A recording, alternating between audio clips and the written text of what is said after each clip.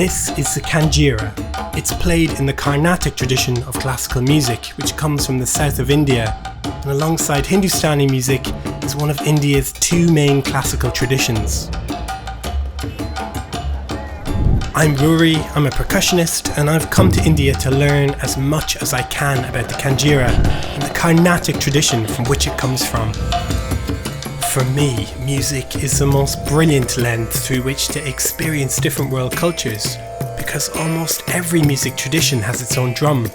I want to meet these awe-inspiring drummers who are keeping these important traditions alive and in fact pushing them forward using technology and social media to bring these rhythms to a global audience. After spending time in the southern state of Karnataka and its capital, the city of Bengaluru, tonight I'm travelling to the coastal city of Chennai.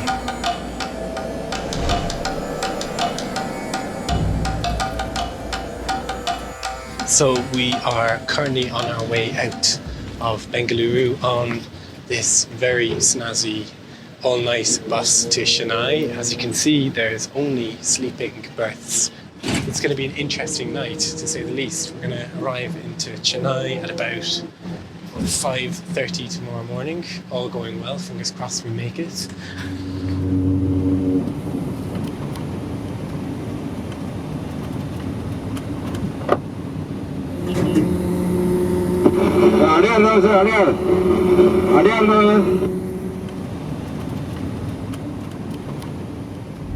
Okay, so we have made it to Chennai after our all-night bus journey, which actually wasn't that bad. It was quite rocky, but we made it. We're going to meet with an incredible Kanjira artist called Shree Sundar Kumar.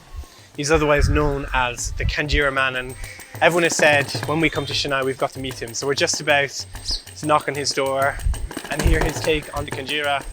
I've been wondering if there are stylistic differences in Kanjira playing from state to state, and if I can expect to see any differences between Bengaluru and Chennai.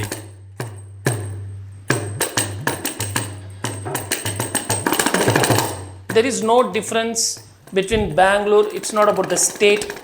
It is about individual personality who is playing the instrument.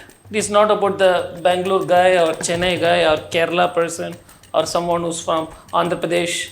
It's not like that, or north or south. It is about how you practice, how you give inputs, how much you are passionate about your instrument. That is more important. My father is the main pillar for my music, who supported. He is everything, he is my backbone. If he is not there, I cannot become like a musician. Actually, his passion was mridangam, but his father, my grandfather, who not supported my father to become a musician. So my father gave everything. That's a wound inside for him, because he wanted to become a musician, but finally he couldn't.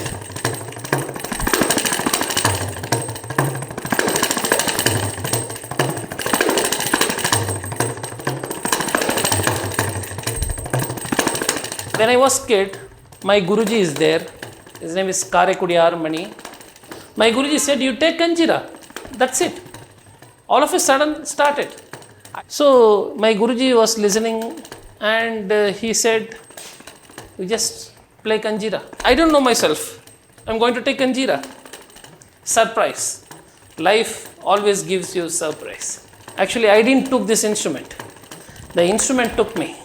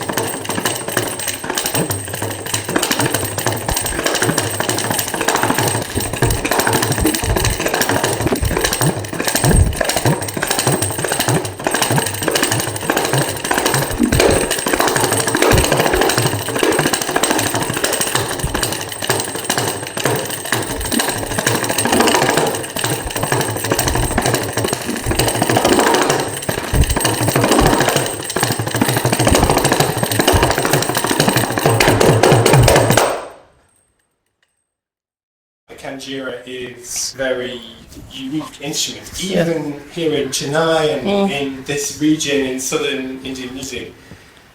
Do you worry about the future of this instrument? Yeah, really. Really. But, see, instrument is God for us. This is God. He will know to take care of this instrument. I am talking spiritual now. I am really worried, but I have faith of this instrument will take care himself. It will give more players. It will bring more players. I have that belief, really, very strong belief. I will try to spread this instrument. That is my duty. And it takes a huge amount of commitment. From your students, what do you think are the most important qualities for learning Kanjira? Yes. Obedient, passion, interest, hardcore practice. Don't expect anything. Just do your work. Play with love, give love. Talk with your instrument. One day it will talk to you. Words of wisdom and great advice for any musician, really.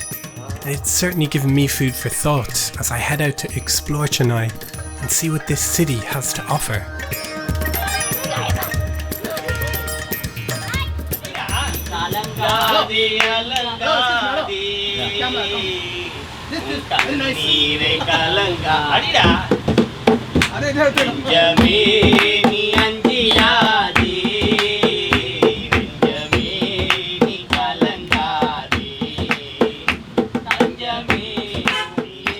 Chennai seems a little more chilled out than other cities I've visited in India. It's more spread out to start with, and it's home to the world's second largest urban beach, Marina Beach, which skirts the coastline between city and sea and overlooks the Bay of Bengal. Chennai is India's fourth largest city, and each December hosts the world's biggest festival of Carnatic music and dance, the Margazi music season. As a result, to many it's viewed as the epicenter of Carnatic arts. Don't be fooled by Chennai's chilled character though. It's almost 40 degrees today with 100% humidity. This is a huge shift from Bengaluru, which is situated much higher above sea level on the Deccan Plateau, which is inland, making it considerably cooler. I can almost feel my skin burning after a few moments under the midday sun, and as the Kanjira is made of skin, it must affect the instrument in some way. I'm about to meet with one of the most in-demand Kanjira players, Anirudh Athreya, to talk about what the future holds for the drum, and if it handles the heat any better than I do. But this has got to have an effect on the skin of the Kanjira, right? This heat? No, this heat is actually, in a way good for the skin of the Kanjira. In a place like India, the moisture level is very high. Yes. So it's skin instrument that you're playing, right? When the moisture is too much, the tension comes down and becomes tough to, actually still play the Kanjira. Yeah. With a little bit of heat round, it actually helps you, to keep your Kanjira in tune, in pitch. Great. So when you're doing a concert, maybe instead of having 6 Kanjiras, you just need 2 or 3. Yeah, right? yeah, that will do.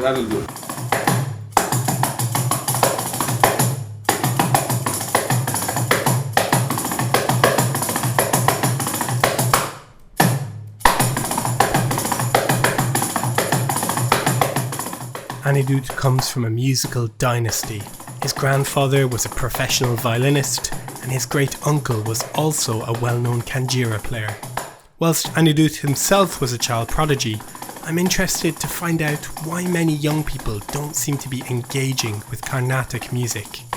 The reason why a lot of people are not aware of what the Kanjira is and how it has contributed to not just the Carnatic tradition but also to other musical traditions is because of the fact that people tend to associate this with only the Carnatic music tradition predominantly, and Carnatic music tradition is such a niche tradition and not many people know about the tradition, or their exposure to this tradition or what people do in the Carnatic music system or how the whole thing works has not been made accessible to most people. With the purpose of showcasing the Kanjira, Anirudh and 3 other players got together to create a Kanjira quartet, which became a viral YouTube sensation and brought the Kanjira into the spotlight. The reason why we thought about, forming this quartet was to sensitize people more to, Kanjira more than being just an accompaniment on stage. You could actually, try and feature this as an instrument by itself and come up with presentations that, could be presented in an interesting way so that we reach out to more people and, more people start liking the instrument.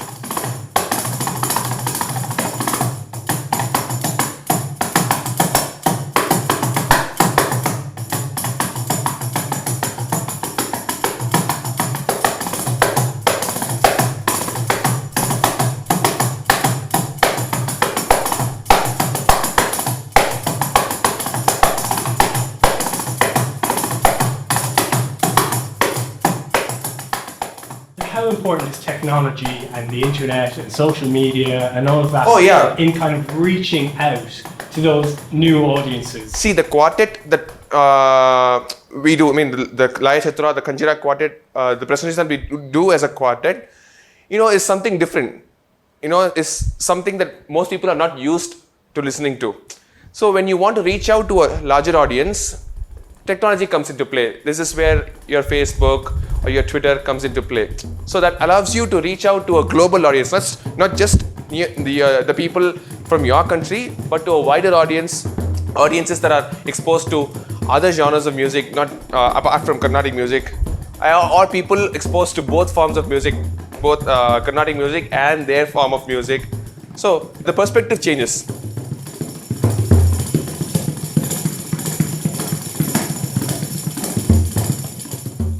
See, art is such a powerful medium to connect people, across the globe. It has to be inclusive. Once art starts losing its inclusiveness, I don't think it's good for not just musicians pursuing the art, but also to the world at large. Not because we deserve, because the art deserves it. It's mutual.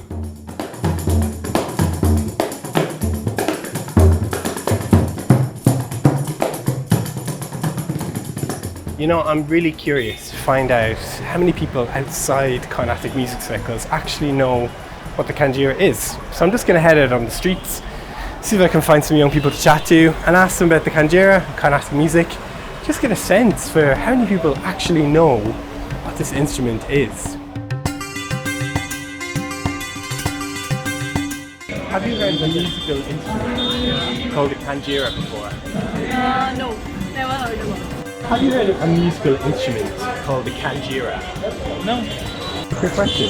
Yeah, sure. And have you heard of a musical instrument called the Kanjira before? No. Hello. Have you seen this before? You want to hold? Do you want to learn this? I want to learn it, but do you know what it's called? बाबा इसे क्या बोलेंगे हम? डबली बोलते हैं. डबली बोलेंगे मुझे बोलो. डबली Hey. You want to go? So all of us stay here. Have you heard of an instrument called the Kanjira? It's from the south of India. I have one here. Do you want to see it?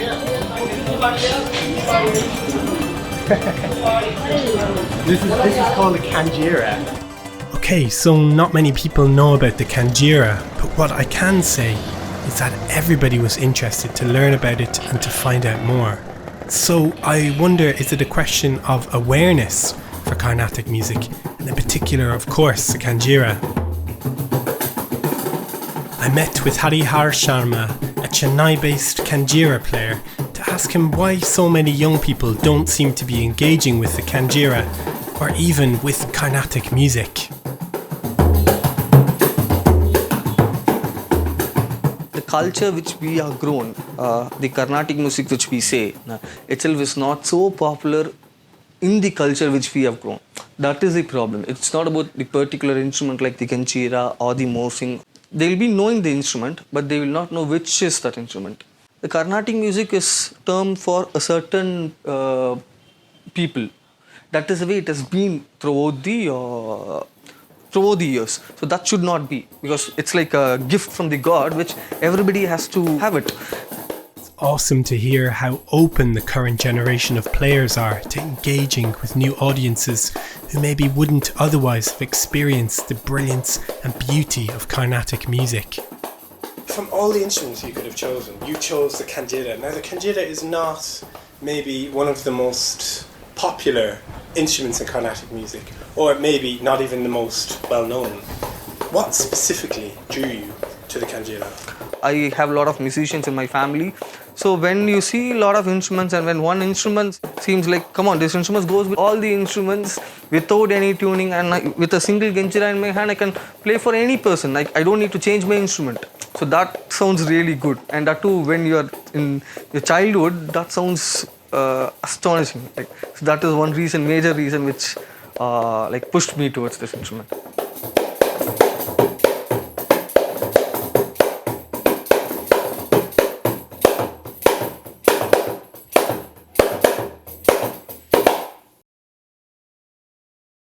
I have to make sure this instrument has been little more popular in this world, and because this instrument deserves it. This is one very old instrument in our world, and this has not got that kind of a recognition which it has to get it. So my main aim is like this instrument should get some good recognition in the world. That is one main aim, and I have to do certain amount of justice for this instrument. From the complexities and intricacies of the Carnatic music system to the fast and furious rhythms of the Kanjira, for me this truly has been an inspiring and enlightening journey. Despite the challenges the tradition faces, Carnatic music's ancient roots are entrenched in India's past and at the heart of its culture. The rhythms of this truly unique tradition have always evolved and adapted to the changing world it inhabits, and after meeting many of the brilliant players at the forefront of the tradition, I'm excited to see what the future holds.